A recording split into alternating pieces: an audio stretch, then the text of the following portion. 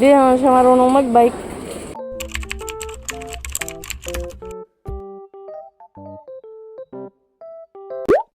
Hi everyone! Papunta kami ngayon sa budget wise ng aking Junakis. Bibili kasi ako ng mga gagamitin ko kasi gusto kong magtinda-tinda ulit, yung gano'n, kahit nasa loob lang ako ng bahay.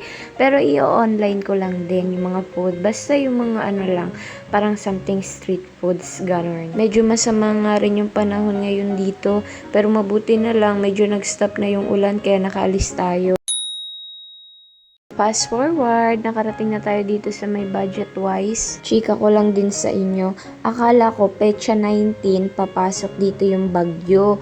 Yun pala, yung 19 pala na yun pala yung bagyo. Isipin nyo yun, ang dami, 19. My goodness, kawawa naman yung mga lugar na binabaha. Kumuha na nga rin pala kami ng blue basket. Konti lang kasi yung mga bibili natin. Kasi kumbaga yung gagawin ko dito is parang sample lang. Obserbahan ko lang kung okay yung online food dito sa Sambo, yung mga ganyan.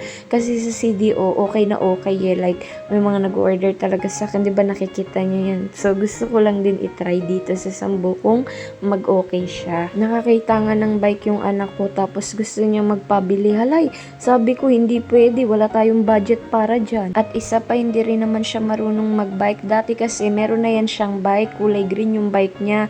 Ay naku, nakatambak lang sa gilid. Hindi niya naman ginagamit. Paano ba naman hindi siya marunong? Tinuturuan ko siya, hindi pa talaga niya kaya.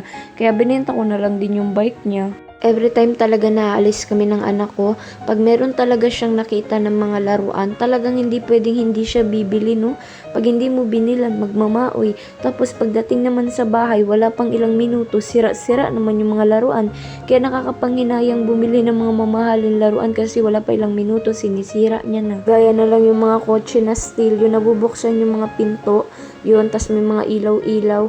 Naku, every time na pumupunta kami nun sa SM sa CDO, pag uwi ng bahay, siguro yun, mga 2 days lang, sira na, tanggal na yung mga pinto, tanggal na yung mga gulong, ganyan, binabaklas niya kasi wala siyang ingat sa mga gamit niya. Siguro kung iningatan niya yun, marami na siyang koleksyon ng mga ganong kotse-kotse. Pasensya na hindi ko na napakita sa inyong kabuuan ng video, medyo tinatamad ako mag-vlog-vlog ngayon, ewan ko ba bakit. Nakasakay na nga rin pala kami ng tricycle, pauwi na, yun lang. Thank you for watching. Bye-bye!